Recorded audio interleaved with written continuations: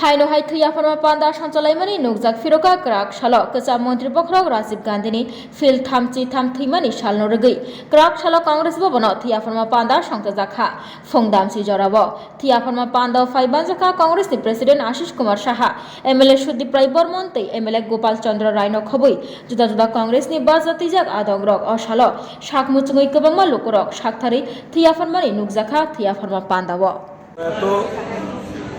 ভারতরত্ন প্রাক্তন প্রধানমন্ত্রী রাজীব গান্ধীর ৩৩তম প্রয়াণ বার্ষিকী এই দিনে প্রদেশ কংগ্রেসের পক্ষ থেকে জাতীয় পতাকা সহ দলীয় পতাকা উত্তোলনের মধ্য দিয়ে আমাদের প্রতিটা ব্লকে প্রতিটা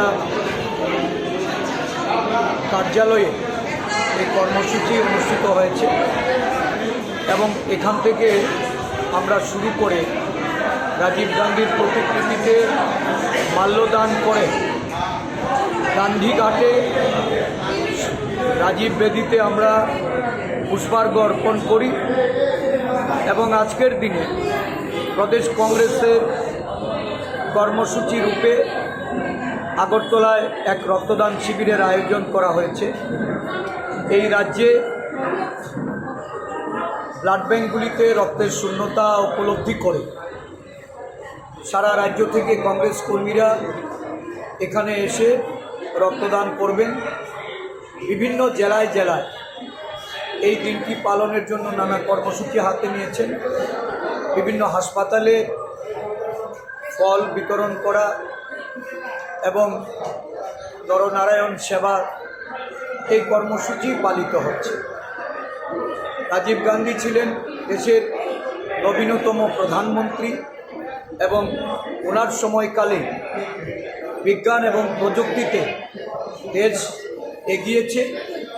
উনি ভারতবর্ষকে নিয়ে স্বপ্ন দেখতেন, ভারতবর্ষের যুব সমাজকে প্রাধান্য দিয়ে তাদের শিল্প বলুন, কৃষি বলুন, আমাদের দেশের পঞ্চায়েত রাজ ব্যবস্থার ব্যাপক ক্ষমতায়ন প্রদান করে পঞ্চায়েতি রাজ যে আইন সংশোধনের মাধ্যমে সারা দেশে প্রচলন করেন। যুবকদের অগ্রাধিকার দিতে ভোটাধিকারের বয়সসীমা 18 বছরে উনি নামিয়ে নিয়ে আসেন এবং প্রযুক্তিগত দিক থেকে আমাদের টেলিকমিউনিকেশনই হোক, আমাদের পরমাণু যে বিজ্ঞান, এই বিজ্ঞানের অগ্রগতি ওনার সময়কালে সারা দেশব্যাপী এটা হয়েছে।